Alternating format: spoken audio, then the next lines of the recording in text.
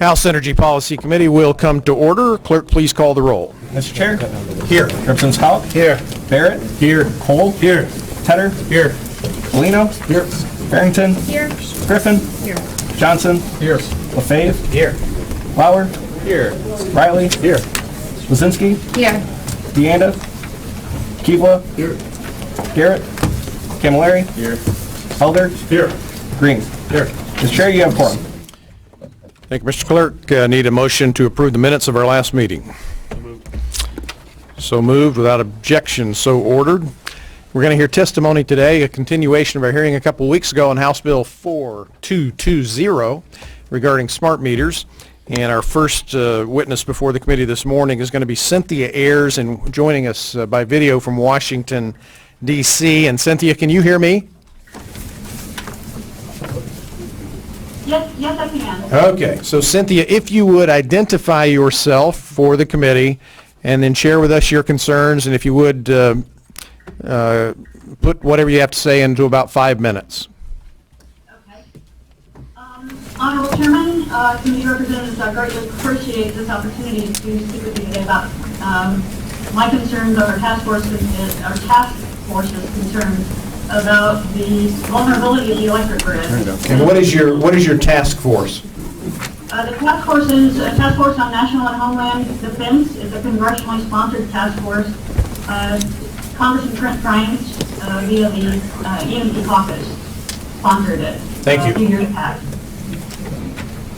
I am currently the deputy to the executive director of this task force. I've had almost 40 years as an NSA employee. I'm retired from NSA. During that period of time, I spent a couple of years at CIA headquarters working counterterrorism. I was in the counterterrorism center during 9/11 and the attacks on the USS Cole.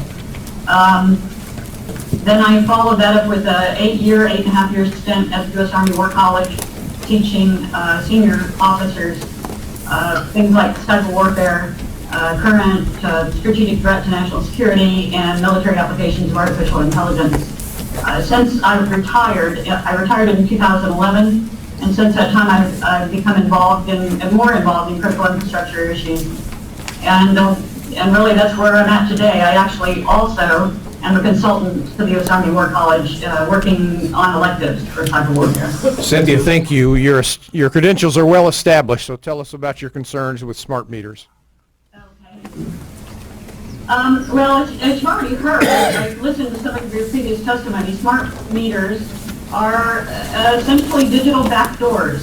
Hackers are seeking to exploit all avenues of entry to the grid in order to disrupt, degrade, and destroy computers, anything that's attached to the net. If you happen to be around the Johns Hopkins area, if you go to the Johns Hopkins Applied Physics Lab, there is an Internet of Things laboratory there. And those young men can show you exactly how easy it is to hack into the system. They've shown us how easy it is to exploit the components once a hacker is in. You can tell when people are home or in their offices, when the building is occupied, when it's not, who is there, why, and where they are in the house or in the building. And sometimes the hacker can tell what people are up to in the building. Anyone who's worked on terrorism or anti-terrorism issues can immediately see the implications of that particular issue. If you imagine that any sort of ubiquitous usage of Internet of Things technology and smart grid technology can really, with a coordinated effort against a country's leadership, can provide access to leaders and their families to the extent where, unfortunately, representatives of nation states or terrorists could use nation for targeted assassinations or kidnapping.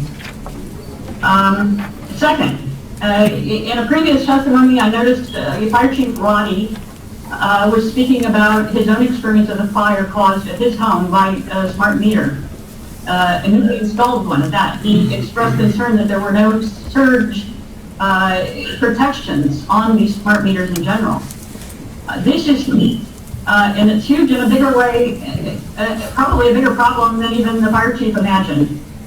Heavy surges occur, really much bigger than normal surges that you would occur on a daily basis, with things like a high altitude nuclear explosion, which again would be cause an attack, an intentional attack against our nation.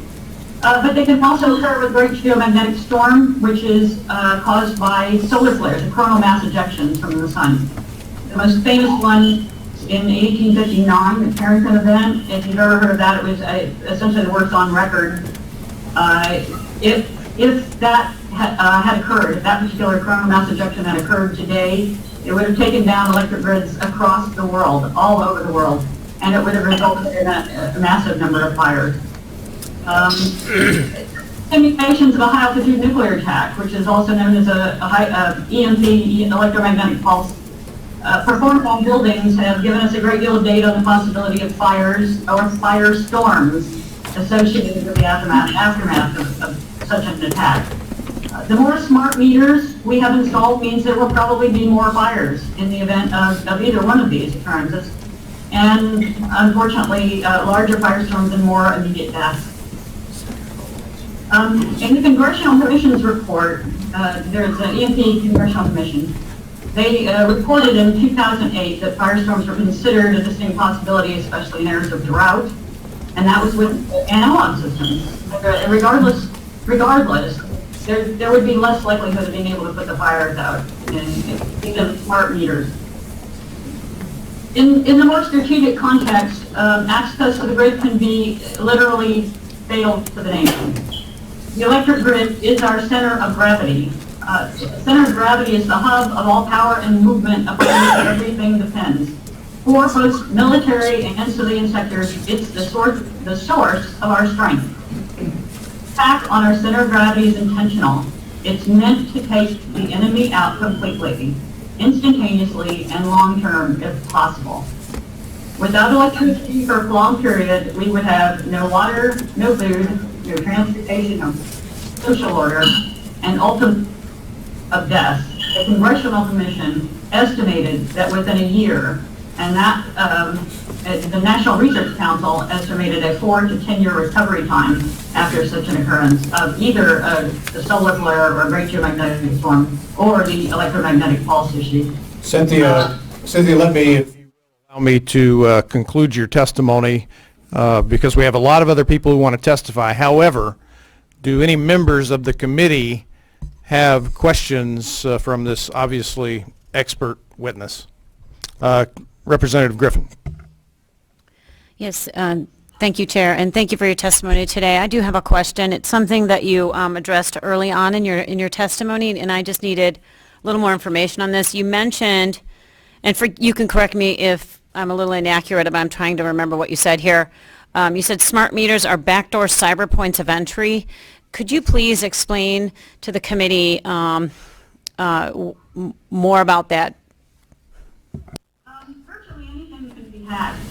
I did hear testimony from one of your, from someone, I forget exactly who the man was, who said that there was really no way of getting any information other than billing information. A lot has to do with the way they've optimized the systems, but anything can be hacked, anything can be used for entry.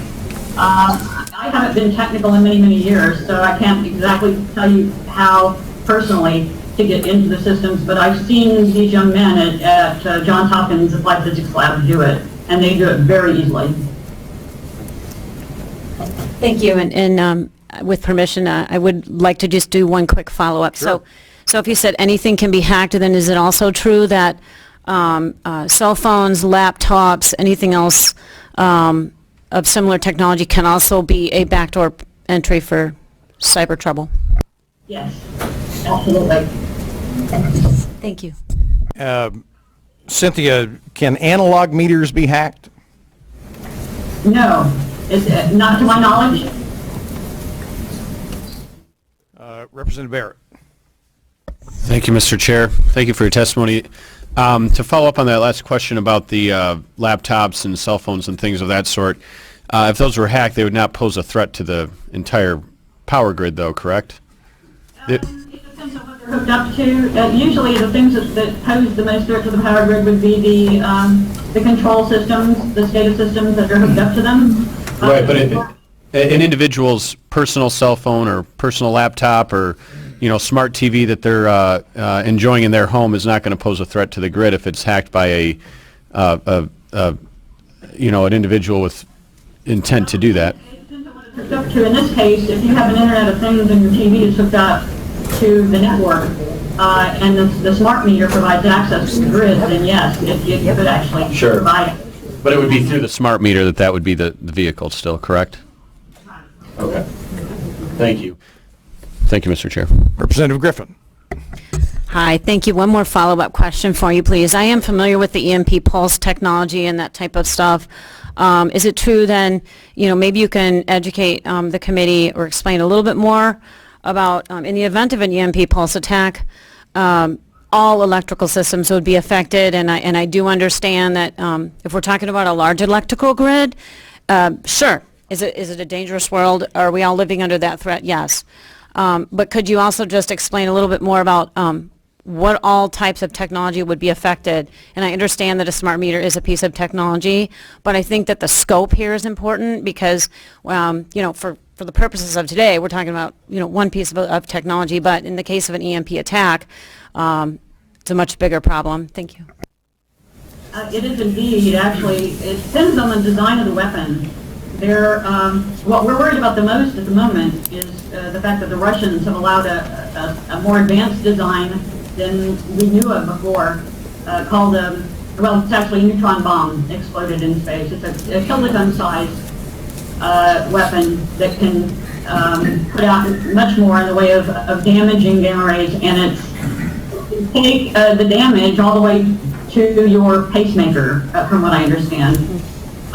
It's a megaton size, a regular nuclear weapon, as I understand it, would do a great deal of damage. It could take out cars, it could take out main computers, larger things.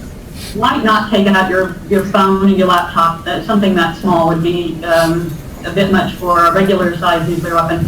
But I don't think I think it's more likely at this point that an advanced weapon would be used, mainly because that is what we believe the North Koreans have been testing. Cynthia, let me, if I may, cut you off there. We do, in fact, intend to have a hearing at some point later this year on the overall threat to the grid and what we can do at the state level to secure it, and we certainly want to have you back.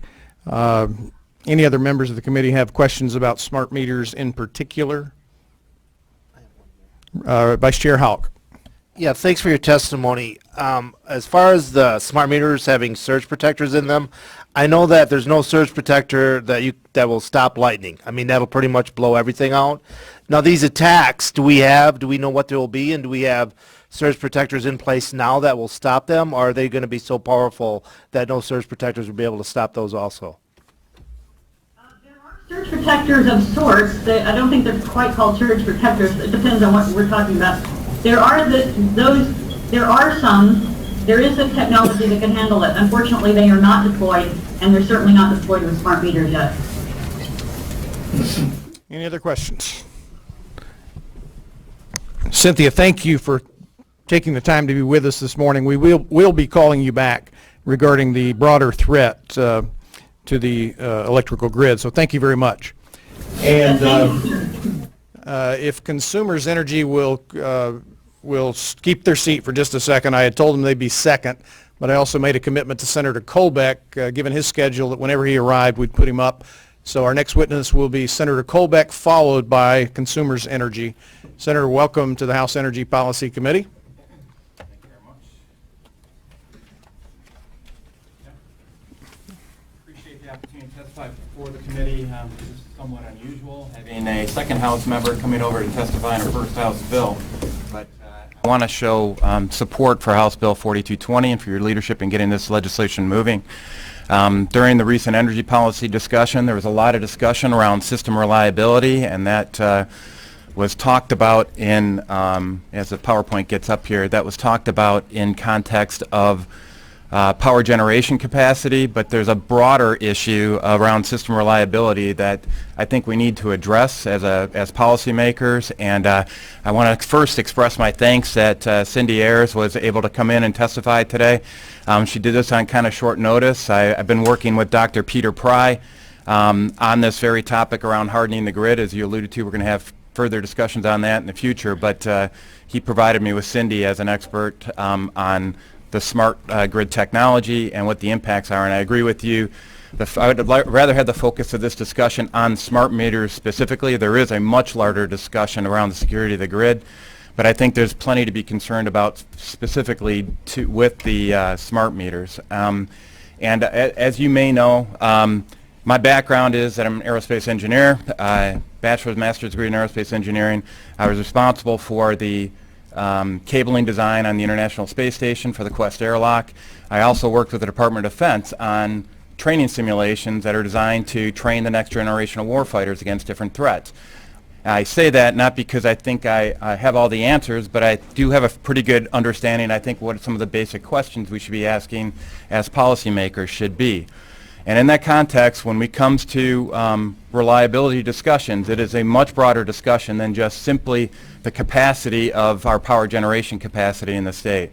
And when I look at what happens with smart meters in particular, I'm concerned that it's actually putting our homes, our nation, and frankly, even some of the power suppliers at significant risk. And I don't know if we're quite ready for the presentation yet, but I'm going to skip ahead here. And one key thing I want to make sure people understand is the fact that smart meter itself is the foundational component of what they call a smart grid. And that's kind of what Cindy was focused on, was the overall grid implications on it, not simply the individual smart meter. But these are like the basic Lego blocks of a smart grid. So if this Lego block goes south, oops.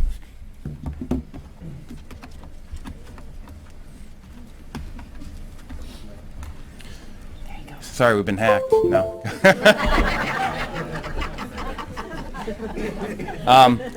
So these are foundational components. This is a picture of the smart meter that I have outside of my home. And Representative Griffin, to your point about hack access points, there's a little knob right up on the front there with a special tool. You can actually bypass all the rest of the firewalls, get into that directly, and unless that tool is under control, you have an access point. Now, it only puts, to Representative Barrett's point, it only puts the AMI itself, this local network, at risk, but it's conceivable that that could be hacked and extended into other areas of the grid as well.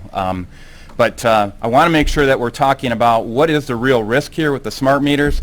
These are foundational components of these smart grids, and they connect essentially every home to AMI, a digital communications network. Unlike an analog meter, which is just simply reading the current coming into the home, these smart meters are both, they take information from the home and they actually provide, they have ability to put control signals to shut off power as well. Senator, if I can just note for committee members, you have a copy of his presentation, paper copy. So I'm not going to go through all these various security threats, but the key word that I want to highlight is that, remember, in context of our energy policy discussion, the key thing was about availability of power. And when you actually go off and do a detailed analysis, as they did at the California State University out in Sacramento, of what all the threats are, and I've done similar analyses before as an engineer, as failure modes and effects analyses, they highlighted that availability was one of the key consequences of these various security threats. That means the system reliability is at risk. That means that the power that's provided to our homes, to our businesses, and to our government offices here are put at risk with the addition of these smart meters. That is a risk that is not entertained when you have an analog meter. So I just want to put these into three broad categories: national security, Cindy Ayers already addressed that; business liability I want to talk about; and family security. So national security, this is James Woolsey, former CIA director, a so-called smart grid that is vulnerable. As what we've got is not smart at all, it's really a stupid grid, and she highlighted what some of the concerns were. Now, this is a real risk. This is something that is filed, if you go into the business risks associated with, for consumers and for DTE, under their SEC 10K filings, they have to list the business risks. Under those business risks, the cybersecurity of their system is specifically highlighted as one of the key concerns, because that shuts down their business operations. Now, they just so happen to have the government as a risk backstop in that context, but it doesn't make it any less of a risk. This is a very real risk. This is not a pie-in-the-sky idea. Now, let's get back down to brass tacks. What happens to our families? What risks are we put in place with that? When we actually look at the smart meters that are in place right now in our homes, there's no surge protection, which leads to fires. There's no conducted emissions filter, which leads to premature appliance failures. There's a cybersecurity backdoor, as we talked about earlier. And also something that hasn't been talked about is this infrared light emission that can be used by bad guys to identify whether or not somebody's at home or not, because this does flashes based on the rate of energy consumption in your home. And there's no circuit breaker between the meter and the power source, which also leads to fire. So with that being said, I implore the committee members here to take this House Bill 4220 very seriously. The risk that's proposed, or that's embedded in the adoption of the smart meter technology, is not a risk that's inherent with analog meters, and we should at least give our consumers a choice as to whether or not they adopt the smart meter technology or not. Thank you, Senator Colbeck. Any questions from the committee for the senator? Okay, seeing none, thank you. I'm sorry, Representative Camilleri. Thank you. Thank you, Senator, too, for your testimony. So I guess my question revolves around the issues of national security. Yeah. So if other states are already using smart meters, which they are, and they're already susceptible to hacking the grid, as they are, if this is the concern that we're raising today, what would change if Michigan were to go away from using smart meters, having only analog meters, and how would that impact national security? Well, first of all, it would take one point of failure out of the equation, so that's the smart meter, which is that basic building block. The approaches that a lot of states have done, including the state of California, is that when you do a failure modes and effects analysis, you identify all the different controls that you can put into place to mitigate that risk as much as possible. Those controls cost a lot of money that ultimately our consumers are going to be the ones left holding the bag in regards to paying for all these other risk mitigation efforts. And so then it begs the question, what is the fundamental consumer benefit associated with these smart meters? Right now, they're getting sacked with a lot of extra costs associated with them, but what is the actual consumer benefit? And we as representatives of our constituents and policymakers, it is our duty, first and foremost, to represent the best interests of our constituents.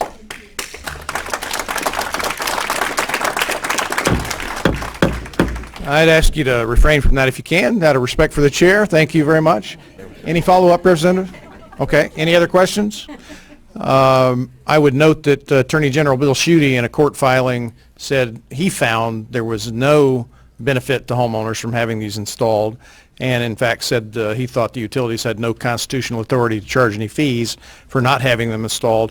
And I would note, to bring the committee back to the attention of this bill in particular, we're not talking about in 4220 eliminating the smart technology or eliminating the grid, but simply letting an individual homeowner who's concerned about what we've heard so far and other considerations give them the freedom to choose to protect their home if they see fit. Senator, thank you very much. Consumers Energy folks, if you would come up, and again, if you would limit your comments to 5 minutes. And folks, we've got so many cards, I can just tell you in advance, not everybody who put in a card is going to get to testify today. And it would be my intention next Tuesday at the meeting, our meeting, not to take additional testimony, but to have the bill up for a vote. That's my intention. You guys turn on the red button, identify yourselves, and proceed. Thank you. Welcome to the committee. Good morning. Is this on? Good morning, and thank you, Mr. Chairman and members of the committee, for the opportunity to testify today. I'm Lisa DeLacy, Executive Director of the Smart Energy Program at Consumers Energy, and with me is Dennis McKee, one of our two Smart Energy Communications Directors. And we are here to testify in opposition to House Bill 4220. But before I talked about our concerns about the proposed bill, I wanted to share a little bit about Consumers Energy and a little bit about the Smart Energy Program. So first I wanted to start real foundational with Consumers Energy, in order to deliver electric power, relies on a whole distribution system to do that. And parts of those, the components that make up that distribution system are substations, poles, wires, transformers, voltage regulators, and the electric meter. The electric meter is an essential element of that system and is foundational to having an accurate billing system. So these, and I will say too, over the course of consumers' history, we do make investments that have customer value, and smart energy is not an exception to that. There is value with these meters. Customers get an improved bill accuracy, they get online data about their consumption, we get outage notifications, we get to modernize the grid, and more importantly, and to the point of one of the elements of the bill, is it alleviates the need for consumers' energy to go into homes and yards to read the meters, to get a meter read. The other element that is foundational for these upgraded meters are the new voluntary customer programs that we get to offer, like peak power savers, time of use pricing, and pay my way. So presently we have over 1.4 million upgraded meters across the state, and by the end of this year we will be done and at 1.8 million upgraded meters. And although we began the installation back in 2012, we did have several years of research deciding on what would be our technology solution for our customers. And we decided on a point-to-point cellular technology, and that is unique. We're the first large utility to make that choice. And our technology choice depends and utilizes the existing cellular network, and it greatly reduces the security and privacy concerns. And each day, there's one encrypted text message sent with whole house consumption from the meter to consumers' energy, and it contains no personal data. There's no names, there's no addresses, and there's no account numbers in that transmission. And again, that's the uniqueness of our solution, is it's a point from the meter to consumers' energy, point-to-point technology. After deciding the technology, we decided on a robust and multifaceted communication strategy. We were excited about the technology and what it was going to mean for our customers. So we started about a year in advance of a meter installation with community outreach. And then a month in advance, we'll send a postcard to the customer. 2 weeks in advance, we send a letter. A week in advance, we'll make a phone call to the customer, letting them know in the following week that they're going to get their upgraded meter. And the day of the installation, we'll hang a door card. In all of this written material, if customers have questions or concerns, we have our phone number and our web address. If a customer does want to opt out, we have a conversation with a customer. We want to understand their concerns, and we also want to explain the benefits of the meters. So it's a real treated on an individual basis, trying to get to that best solution for our customer. Very proud of our communications strategy, and we've seen improved customer satisfaction with that. From the time that we started, we had a 40% improvement in customer satisfaction, and most recently we've had 140% improvement in customer satisfaction for customers that went through our experience of the upfront communication all the way through to the meter installation. Over 99.55% of our customers have accepted the meter technology, but we know that, and we have an option for customers that did not want to choose that option. And so we call that our non-transmitting meter program, and it utilizes a digital non-communicating meter, and it is structured for the customers that participate in that program are paying the cost for those programs. So in conclusion, Consumers Energy does have significant concerns about the proposed regulation. It conflicts with existing data privacy and security policies. It would impair our ability to deliver safe, accurate, and cost-effective service to our customers, and it does shift costs from customers with the older technology to customers that have accepted the newer technologies. And I did bring examples of the different meter technologies. So all the way to the right here we have our obsolete, the older technology, the analog meter. Tricking me here. In the middle is the digital meter, and then all the way over here is the Thank you for your digital. testimony this morning. Anybody have any questions for consumers? Representative Barrett. Thank you, Mr. Chair, and thank you for coming in to testify today. I wanted to ask you a few questions, if I may. If an individual wanted to opt out, does Consumers Energy notify them that there are opt-out procedures, or is it incumbent upon the individual to call and inquire on that on their own? It does require outreach to consumers, so they either can call us, they can go to the website, or they can, if the installer's there, have a conversation with the installer, but the installer will forward them to the call center. There's no notification that an individual may opt out. That's completely left out of all the communications. You would have to self-initiate that conversation? Yeah, it's handled under the phrase of if a customer has a concern or a question. Okay. We don't use, if you're asking whether we have opt-out, those words in our material. Or anything that would lead an individual to believe they could opt out? Our website specifically has But none of the opt-out communication instructions. that goes to the houses would lead an individual to believe they could opt out if they chose to? I would believe that would be under questions and concerns, but there is no language that says opt-out. You are correct. Okay. And then you mentioned that there's only one text message sent a day that has your entire total use.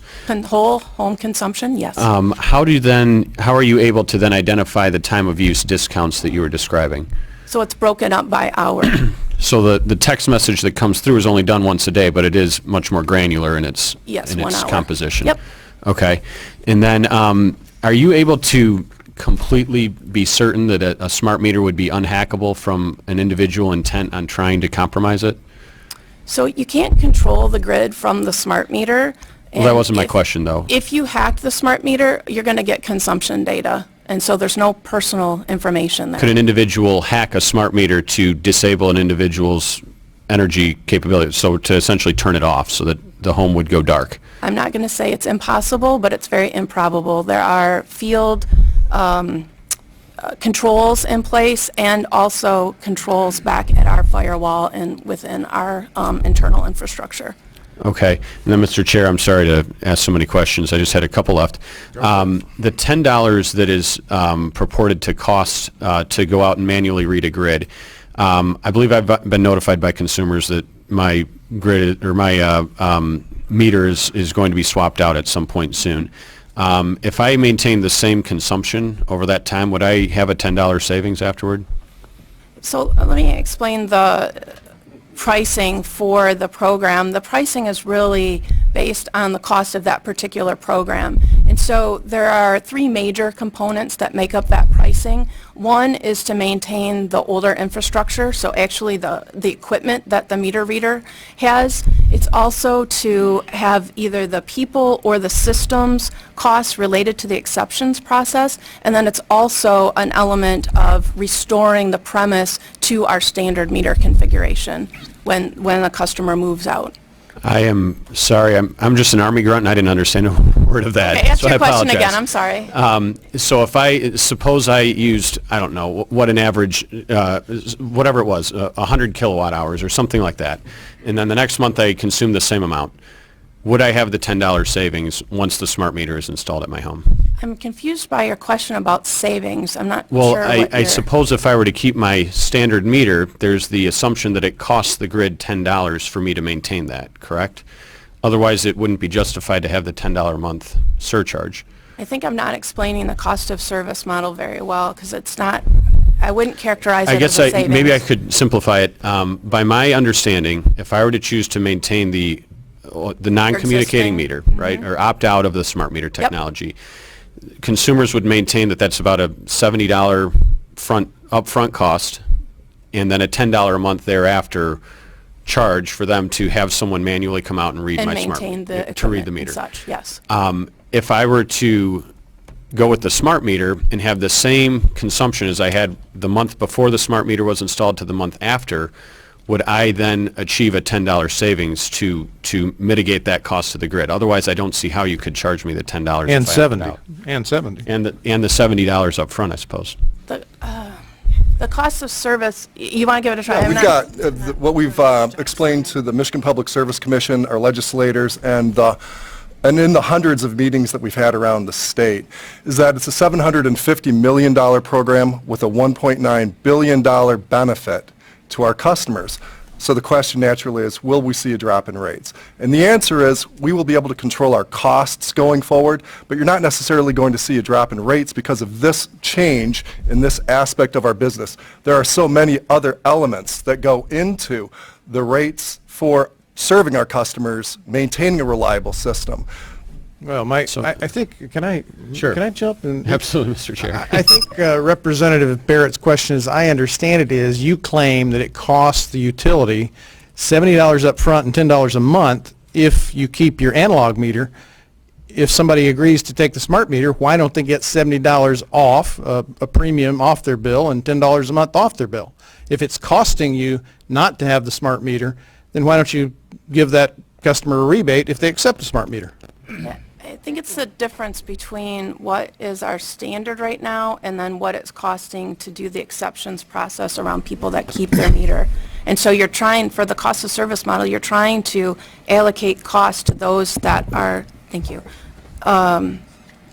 in the program.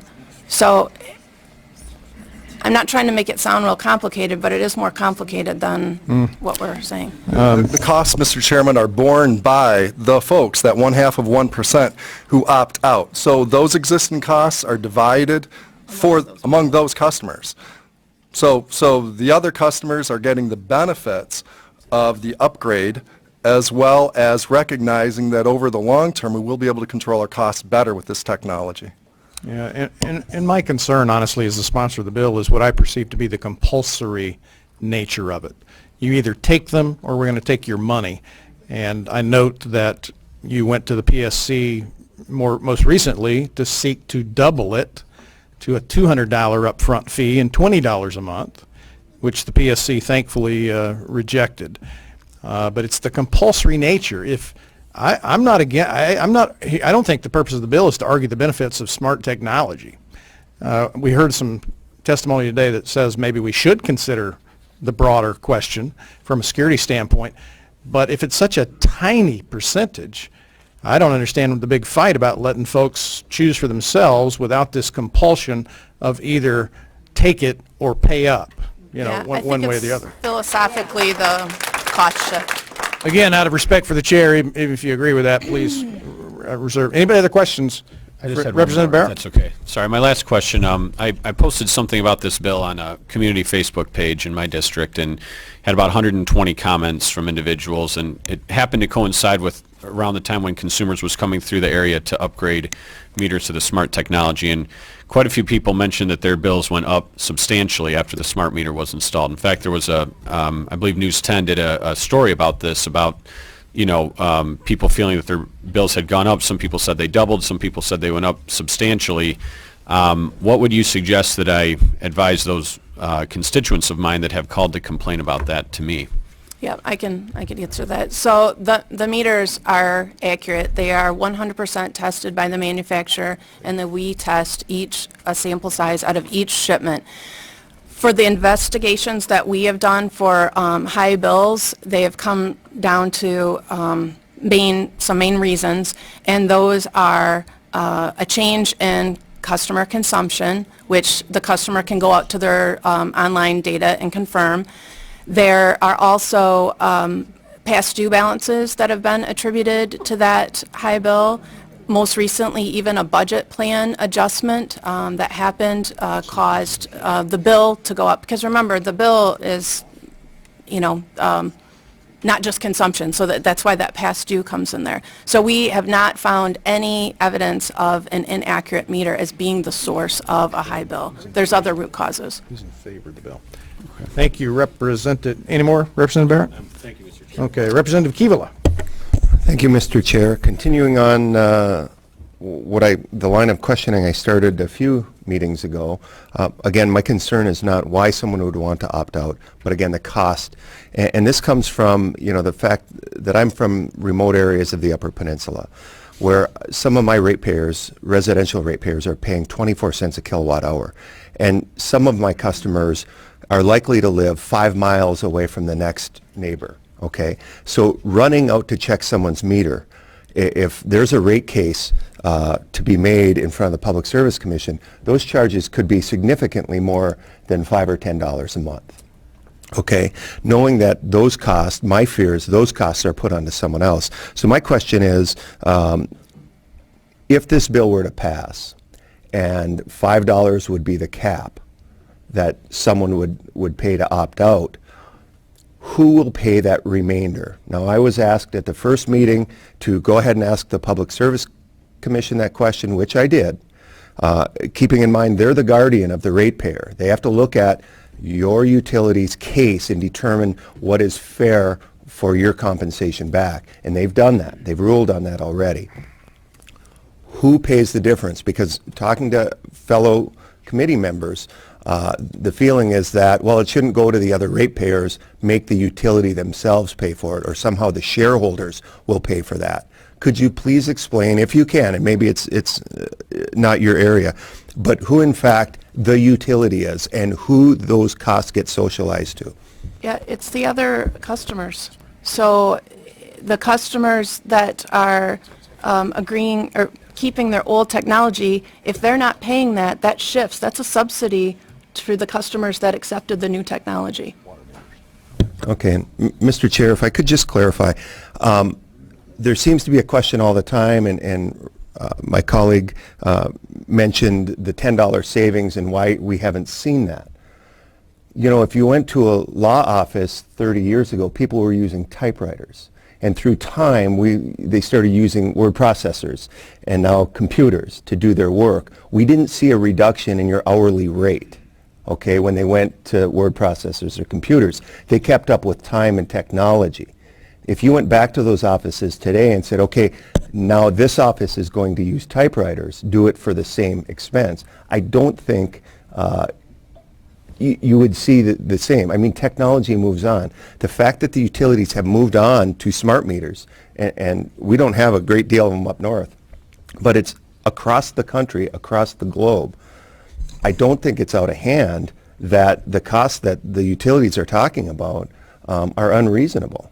So again, I just want to go back to, are we fairly compensating the utilities for the people that opt out? Because my fear all along is that the additional costs go onto the ratepayers that don't deserve, especially when they're paying 24 cents a kilowatt hour. So thank you. Thank you, Representative Kiewel. I'd note that the bill does allow for people to self-read, which I believe the utilities already allow. And in that case, there would be no need for a meter reader, or maybe once a year as the bill provides. But Representative Tedder? Thank you, Mr. Chair. I guess I'll first begin by saying that philosophically, you know, I wholeheartedly support an individual's right to opt out, to go with a non-reporting digital meter. But I have similar broad questions. I don't know if they're all going to be answered today, but the fundamental question is, you know, as one person asserts their rights, which I wholeheartedly support, at what cost is that to their neighbor? And again, I don't know we're going to answer that today, but if you could tell me how many people currently opt out at the present? So we have, we like to think of it the other way, that how many people have accepted the meter technology, so that's 99.55%. But the number of actual customers that have opted out is right around 7,000. Okay. All right. That was... Yeah, go ahead. Can I also add one point, is that, Mr. Chairman, Mr. Tedder, initially when we saw opt-outs, part of that reason was because there was a lot of information, misunderstandings, that we corrected on our webpage that our customers could go to better understand the specifics about the Smart Energy Program of Consumers Energy. Oftentimes people would take general information from other places and try to apply it erroneously to the Consumers Energy Program. So we did a lot of outreach, and in doing so we spoke with a lot of customers who initially opted out for reasons that aren't even based on the technology that we're using. And we've had more than 3,000 customers who initially opted out, opt back in, and take the new technology once they understood the facts about our program. And yeah, if I may continue, so you're looking at about $70,000 a month, providing that you're collecting off of those ratepayers. Just curious, and again, something perhaps you could report back on, but you know, how many people does it take to cover that number of customers, and you know, and what is the cost? You know, I live in a more consolidated area certainly than Representative Keevala, but as fewer people opt out of the service, there's naturally a cost associated with that. So I don't know. I'm not in your business. I'm not advocating for or against your business model, but it seems that $70,000 may fall significantly short to cover the costs associated with the reading. I don't know. I'd like to know the answer to that, and also maybe think about how you envision a self-reporting model, because what I would perceive is maybe a smartphone captures a photo of an individual's meter, they email it to somebody, that person receives that information, they enter it into a spreadsheet or some sort of program. What is the cost associated with that? And again, I wholeheartedly support, like Chair Glenn, I care not the reason why people don't want a smart meter, but again, you know, each of us representing approximately 90,000 people, we need to make sure that those costs are borne by those that seek to opt out. Thank you. Yeah, philosophically, I think that is the question about the opt-out costs. So, and originally when those cost structures were calculated, it was based on an assumption that 1.5% of our customer base would opt out, and as I shared earlier, we have about 0.5%. So the costs have remained about the same, and we're spreading it across a smaller customer population. Did you want to answer? I think it's also worth mentioning the number of meter readers that we would have to maintain. To answer your question directly, Mr. Chairman, we have 335 meter readers in the state right now. We expect the Smart Energy program to affect 200 meter readers. We will need 200 less meter readers. We will still need approximately 135 meter readers across the state to continue reading the opt-out customers' meters, as well as reading the meters of our gas-only customers for now. Just from a pure geography perspective, right? Yeah, and so that gives you an idea of the numbers that we're talking about. And then you asked about self-reporting. Self-reporting still requires meter readers, and we still have to confirm those reads. We do know what the bill says, Mr. Chairman, but we also know, as a matter of fact, in conducting our business, that we need to read meters to confirm the reads of individuals and to ensure that accuracy is maintained. That's one of the reasons why we're utilizing the technology that we're doing, to eliminate estimated meter reads, and those reads by the customers continue to be estimated meter reads. And we know that customers are not satisfied when we go out and read a meter and say they've read the meter and there's some sort of inaccuracy there. That catch-up bill is a big deal to a customer. For whatever it's worth, members of the committee, you know, we heard testimony 2 weeks ago about 5,000 homes being estimated to have to be rewired to be able to accept to accept the smart meters, and that means the people who don't use smart meters are subsidizing your cost of installing them and rewiring those houses if in fact that's the case. So, I mean, this subsidy thing goes back and forth, but if in fact it is entirely as you say it is and the subsidy only goes one way, and I was not a math major, but I did a quick calculation here. If 7,000 constitutes 1/2 of 1%, and they're paying right now $190 the first year to opt out, that totals 1.3 million. The remaining total number of customers, if my math was correct, is about 1.4 million. We have 1.8 million electric Okay, so customers. 1.8 million, and that means that would mean it's even less. So that means it would be somewhere in the area of 65 cents a year if everybody else was paying for the cost of the $190 that's being charged to somebody who wants to opt out. Representative Lisinski. Thank you, Mr. Chair.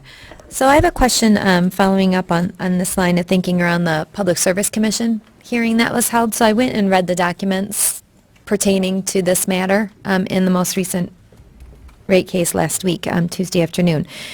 So I'm trying to clarify my understanding around that. So when I looked at the ruling itself, it highlighted what you stated, that instead of approximately 1.2, 1.5% of folks opting out, you're down at about 0.55 or 0.6% opting out. And my understanding of the ruling was not that the Public Service Commission described the rate that you had proposed, the increased rate that you had proposed as inappropriate, but rather that because the percent of customers opting out was different than what the original calculation had been done, that they recommended that consumers wait until the end of the installation period at the end of this year to determine what that true and actual rate of opt-out is. You understood that correctly. Before Yep. calculating the rate. So it wasn't that there was a determination made that the rate proposed by consumers was too high, but rather that because there were fewer, the folks were more just implied then that larger cost of keeping, maintaining, and reading had to be spread across a different number of people than originally calculated. Yeah, you understood that correctly. I took that in just my simple language to wait for certainty. Wait till you know how many people have really opted out. And they requested that instead you roll that into your next major rate case so that a determination could be That made is when the correct. actual number of opt-outs was determined. So there was no determination made on whether or not that was a true and appropriate rate in front of the commission, but rather a decision made to wait until the numbers were certain so that a true and appropriate rate could be determined. Okay. So with that said, we, and the way a regulated utility is operated on a cost recovery basis, the Public Service Commission was saying they didn't feel they had enough information in front of them to make an ongoing rate decision for that and when it was appropriate. Okay. So looking then at impairing, you listed 3 ways that this would you had opposition to this. So cost shifting, impairing safe and accurate delivery, and the third one, which you actually mentioned first, was conflicts. Could you please state that one again for me? Sure, yeah, there is an existing, in particular, there's an existing data privacy tariff that we have with the Michigan Public Service Commission, and it covers many of the aspects. For example, one element about how we share information, that it can't go to a third party, it can't be sold. Those are already existing in the data privacy tariff that we have today. And so looking at that and trying to look on, I think as everyone can appreciate, a Public Service Commission ruling in these rate cases, I mean, they'd be stacked up taller than I am. So I wasn't able to go through all of it to determine points of congruence and conflict between this bill and what we have in place. If we're looking at your current opt-out process and looking at this bill, your major points of conflict around the opt-out itself, not around the data portions of this bill, but around the opt-out itself, are those purely around the fees that are associated? The cost shift, yes. The cost shifting? Yep, The different fees that are established, okay. And for that, we do have a process in place to determine that, and a closer to date certain, in that we know that this installation process will be completed approximately by the end of this year, and then an appropriate rate could be set as at the beginning of 2018? Yes, with our next rate case, that's correct. Okay, thank you. Yep, you're welcome. Representative Fave. Thank you, Mr. Chairman. My question was asked and answered by other distinguished members of the committee. Thank you. Sir, Representative Riley. Thank you, Mr. Chair. You already mentioned, or one of our representatives asked the question about the taking photos of the meters to self-read. Is there a program in place right now to do that? There is not a program to do that. It can be done. It is a bit problematic at times. I think you can appreciate if someone takes a picture with their phone that sometimes they're not actually even taking a picture of the electric meter. We've gotten water meters sent to us and such. Sometimes the quality of the picture makes the read indistinguishable. So I'm not going to say it's impossible, because I think you could work through it, but there are some challenges to that. Okay, and would you say that these newer readers are easier to read than the analog meters? Are the analog meters easier to read than the current meters, or would you say they're both the same? Both of them are easily read? I think the digital is easier because it actually tells you the number instead of guessing which dial is closer to which number. That's me personally. Meter readers obviously do it. That would be for the physical read, and of course Yes. the remote read would be the smart meter. Okay, thank you. Representative Elder. Thank you, Mr. Chairman. My question's been asked and answered. Great. Consumers folks, thank you for your testimony this morning. Thank you for your time. Appreciate that. Very much. Next up, we're going to have former Midland County Commissioner Dan McGillivray.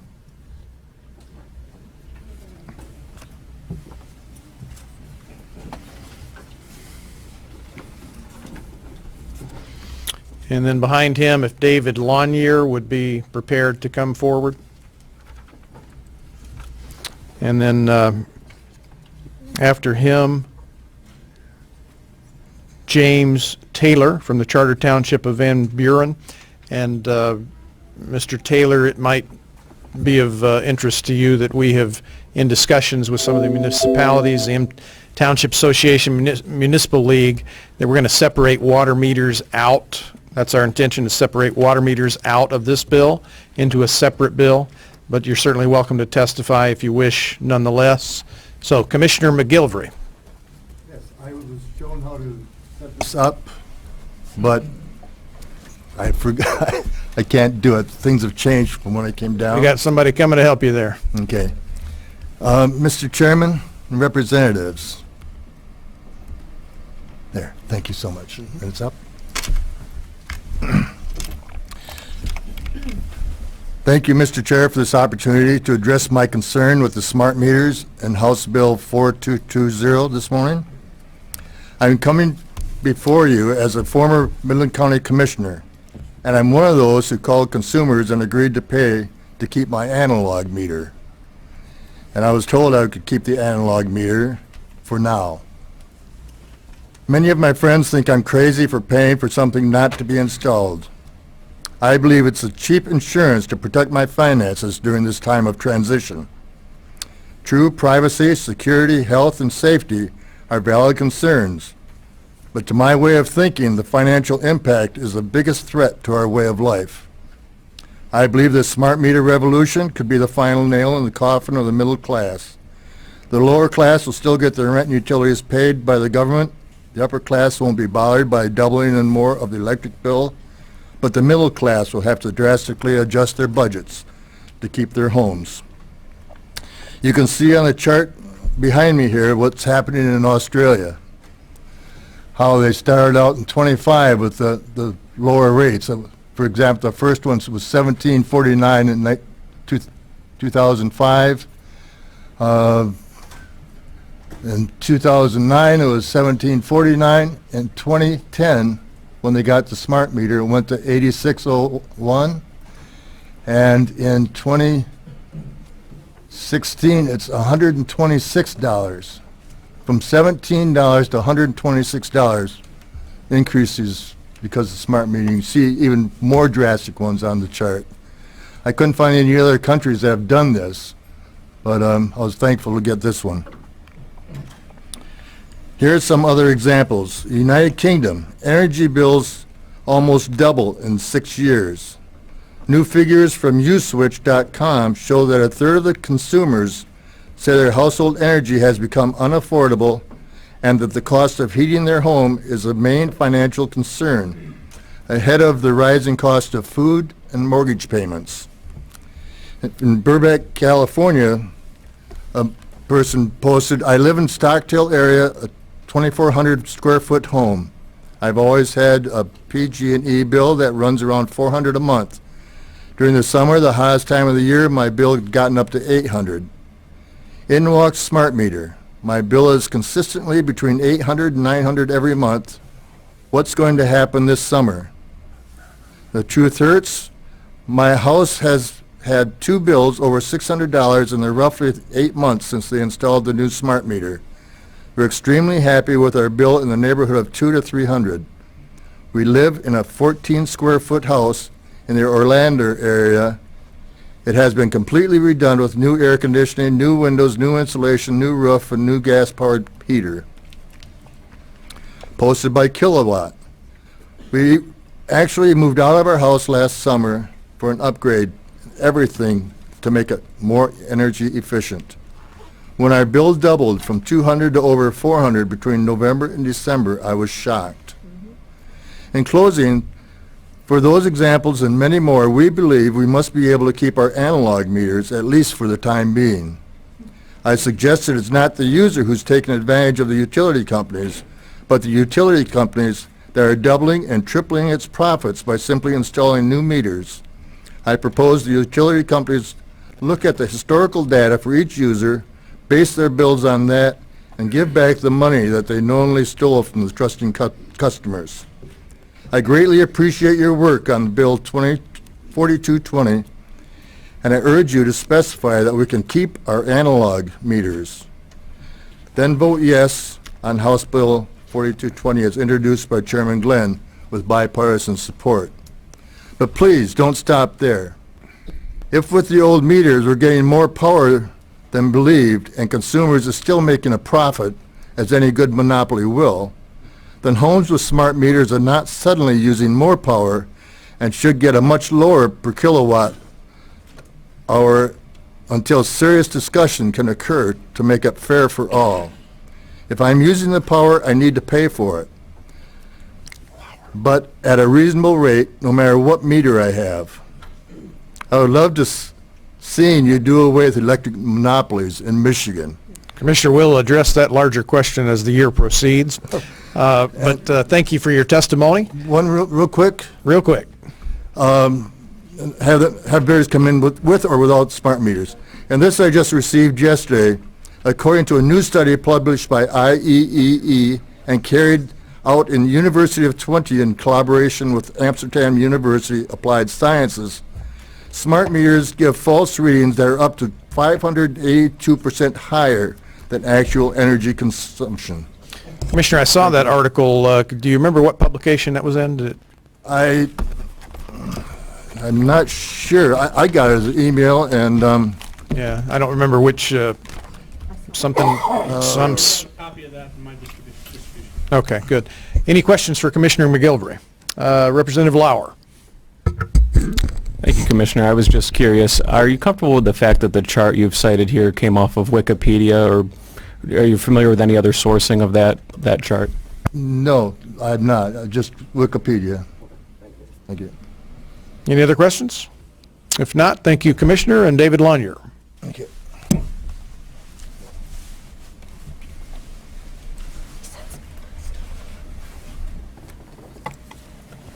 And if you would, sir, let's give it 3-4 minutes. Got it.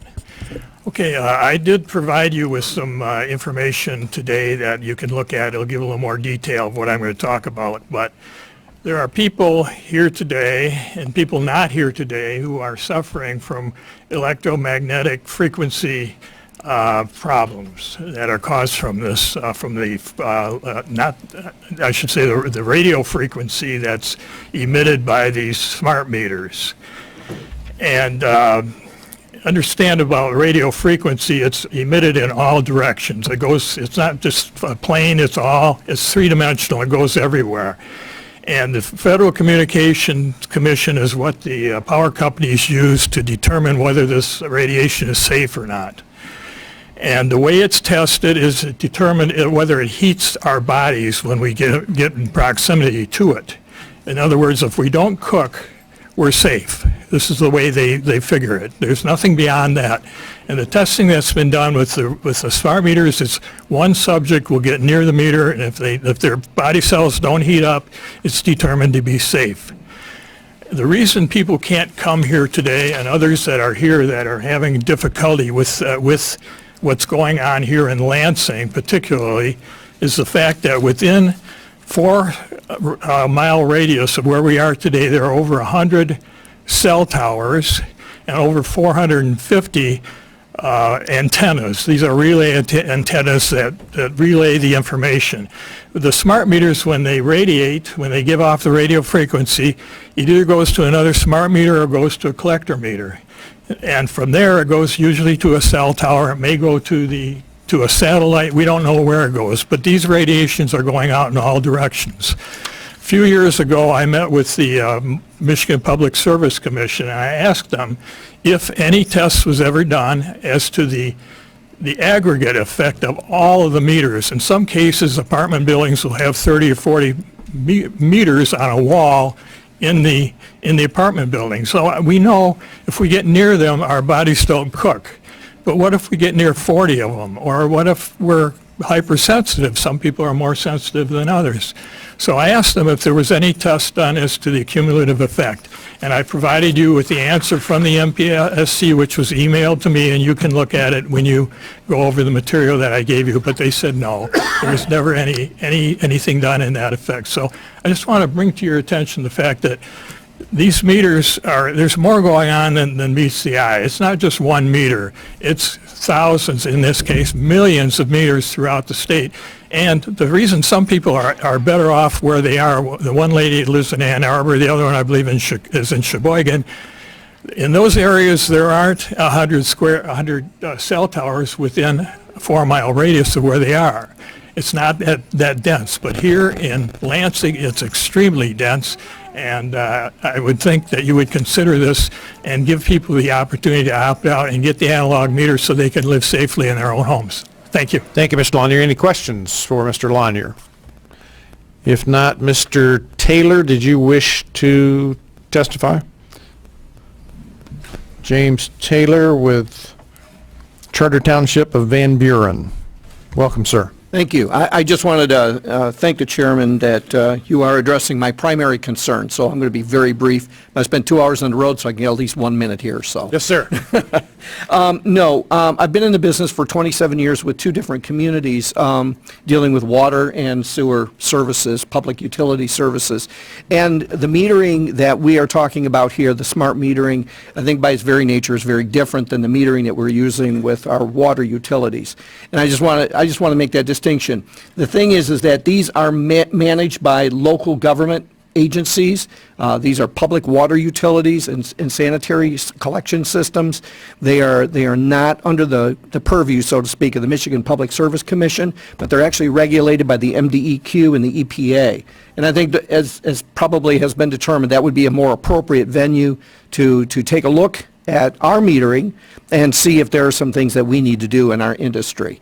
And with that, I'll just close my testimony unless there's any questions, sir. Thank you, sir. It was not my intention as a sponsor of the bill to put the municipal utilities under the authority of the PSC, since you are not now. So Yes. we're going to carve out the water meters and utilities into a separate bill for later consideration. Yes, and we'll be very happy to cooperate with any information, anything you need regarding that. We'd be more than happy to help you. Great. Thank you, Thank sir. Next up, Michelle Risen. If she is here. Michelle, I know we heard from you 2 weeks ago, but I understand you've got something new to add. So if you would take 3-4 minutes. Okay. Well, I'm going to stick to my prepared statement, although I have three things. There'll be time for questions afterwards. Okay. Great. Today I will talk on meter choice legislation in other states, data tracking, and the high costs of electronic meters. I'm Michelle Risen, an environmental engineer, receiving my bachelor's degree from Michigan Technological University. I've been studying the effects of smart meters since 2011. Electronic metering technology enables data tracking, which is a property rights, security, and privacy issue.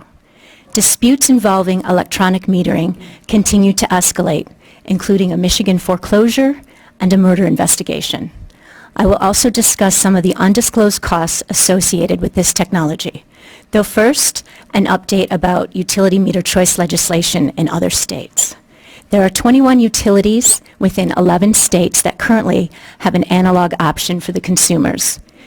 3 states with statewide analog options, and 5 states, in addition to Michigan, are considering analog choice.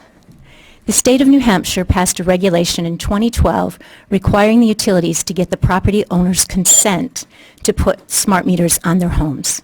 The state recognized that a smart meter can serve as a communications portal to electrical appliances, equipment, and devices, and potentially communicate, monitor, or control them. This is an infringement on a homeowner's property rights if not consented to. While House Bill 4220 does not require consent for a smart or electronic meter, it does provide for property rights protection on an individual basis. As New Hampshire recognized, data tracking, also referred to as privacy, goes hand in hand with property rights. Having a smart meter on the home provides a gateway to gaining information about the activity within the home. Analog meters do not allow for data capture, tracking, and misuse. Further, the utility in New Hampshire was able to address the goals of grid management without using smart meters. I'm going to say a bit about the high cost of the electronic meters. Early next week, we will be providing written comments from a financial expert who has over 30 years accounting experience. The following is just one illustration that there is so much more to the story. As we speak, a utility is asking the Arizona Public Service Commission to increase rates that include replacing smart meters that were installed just 7 years ago. Their smart meters are using 2G and 3G networks, which are becoming obsolete. Analog meters, however, are not dependent on any networking technology ever.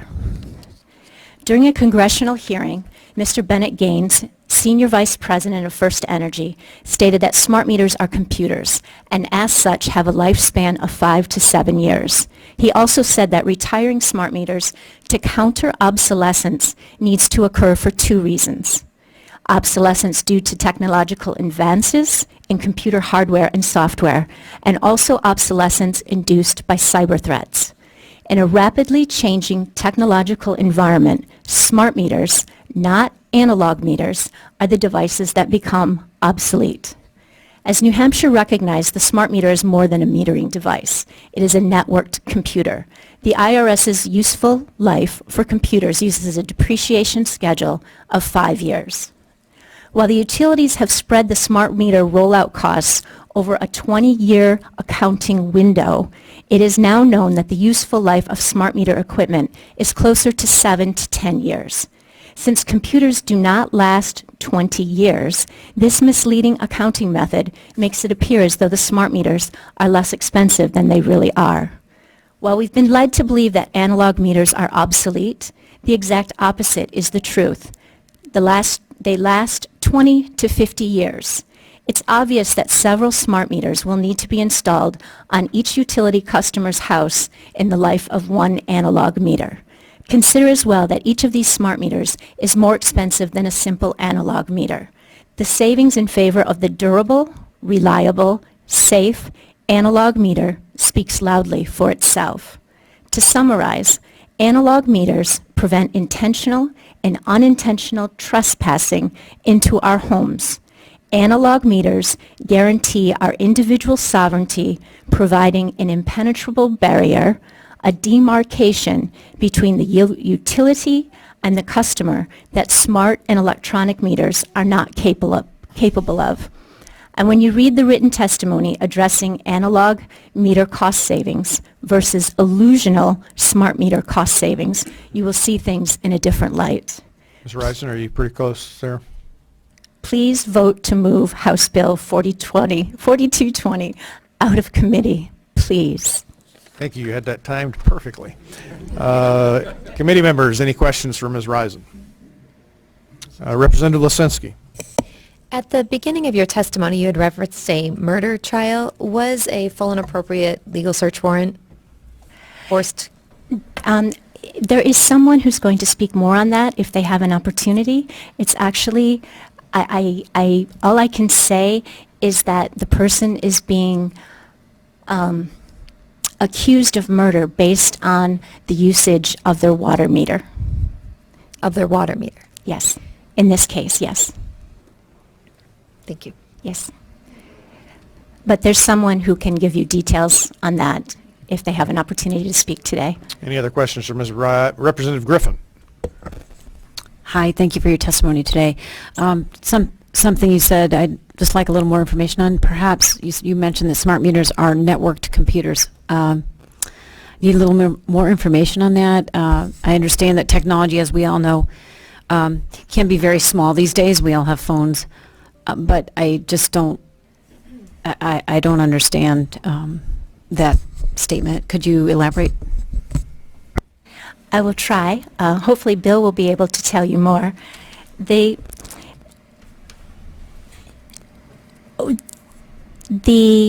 IRS also includes that they can be electronically activated.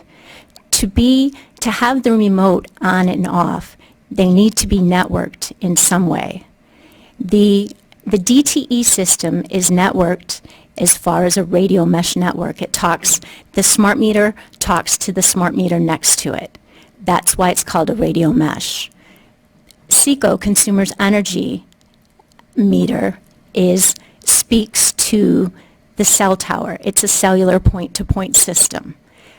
Once the information, it then goes to their headquarters and is all tied within their system network.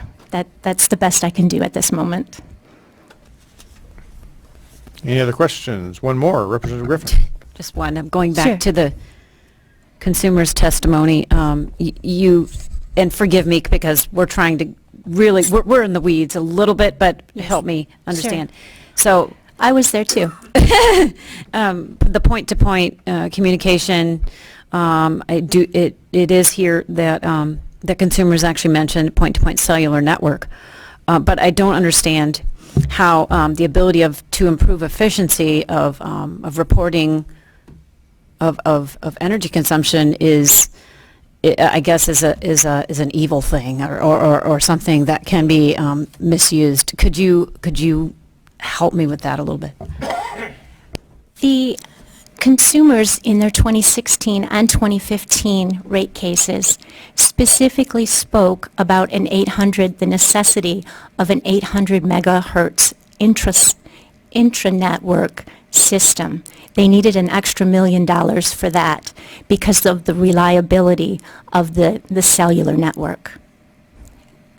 So there is, the Bill will speak more on this. That's probably the best I can do on that.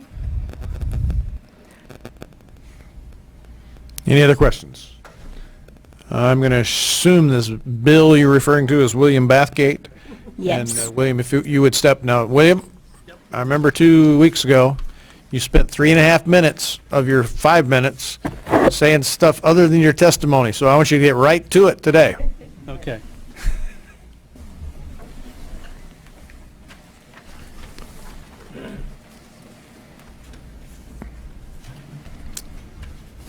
You have on your tables 3 documents, or 4 documents for me. Bill, I want you to move closer to that microphone, please. Let me get this up here. Hold on a second. It's on. So the primary document you have in front of you is this big blue document. You can follow along if you like. 30 seconds have now passed, so I'll make an opening statement. In my role as program manager for Emerson Electric on similar products like the smart meter, very frankly, if I had brought this to market with the defects that are inherent in the design, I'd have gotten fired. It's that simple. So let me go on.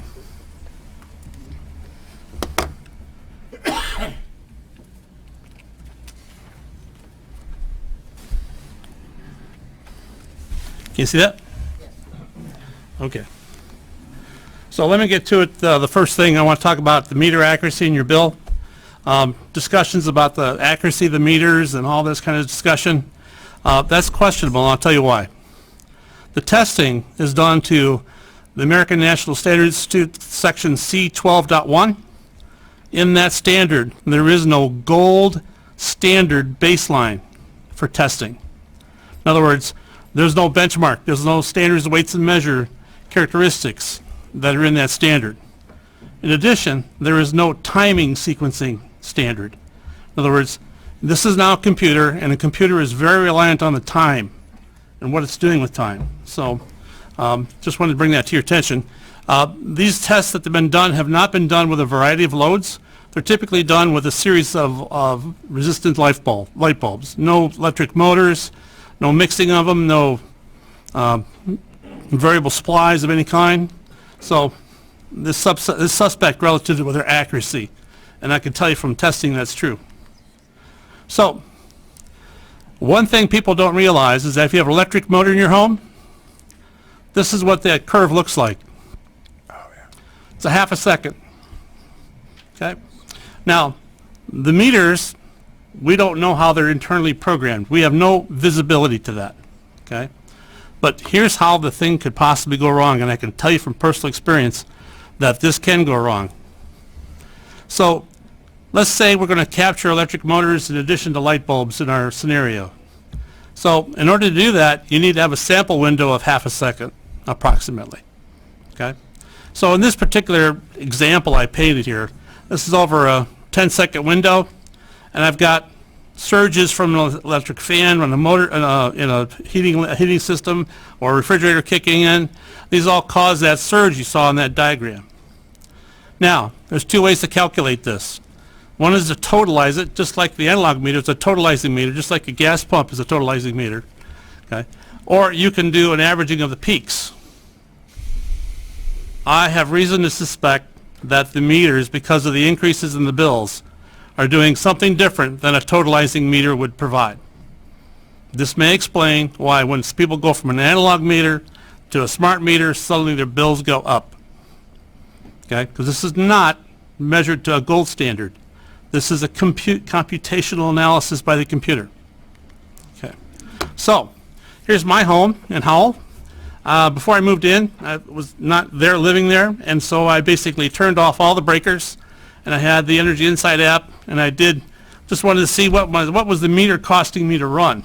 Okay, so this thing cost me approximately 31 cents a day just to run the meter. Nothing was on, all the breakers were off. Okay, and you can see that this is not a simple text message anymore. You can see they're reading the meter constantly all day long. Okay? Sometimes more intense than others. And so you can see some of them, many, many hours worth of information is being transferred. So what is going on? It's not a text message. Okay? So how does this impact the environment? Well, if you do the math, for me, I'm paying about $113 a year to just run the meter out of my wallet. The utilities don't pay this.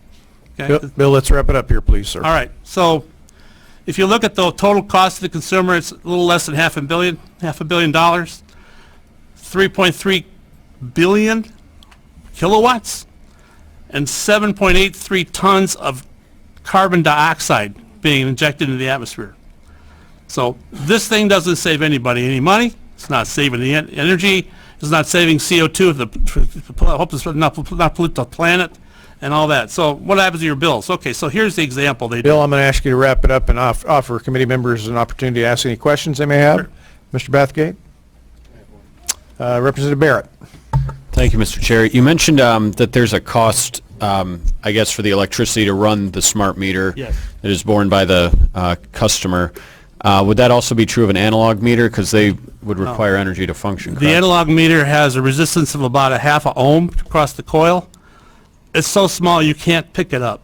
I mean, it's not going to amount to a dime's worth of electricity per month. Okay. Thank you. Any other questions of Mr. Bathgate? Looks like not. Representative Griffin, I have a question on the networking thing. If you want to respond to Representative Griffin's question, take 30 seconds and do so. Your question regarding the network?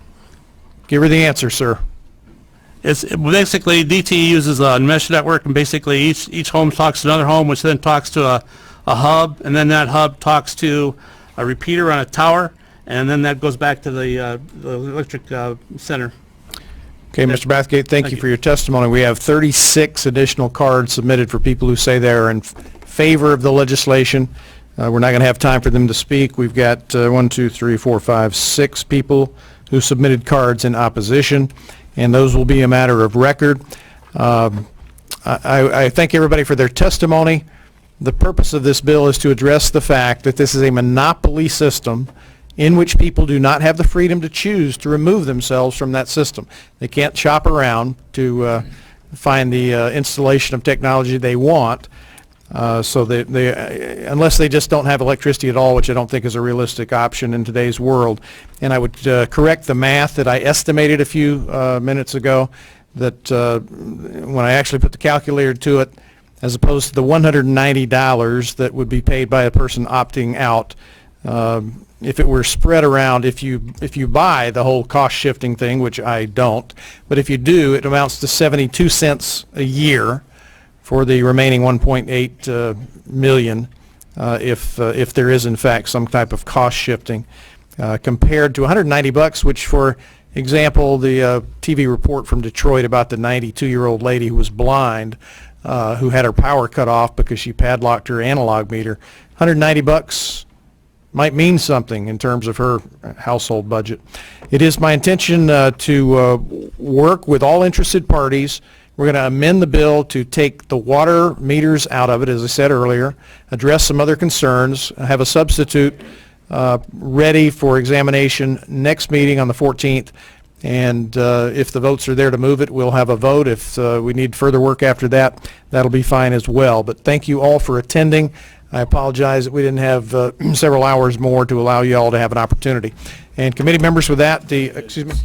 And I need a motion to excuse absent members. Representative Lisinski makes that motion without objection, so ordered. Thank you, members of the committee. Committee is adjourned.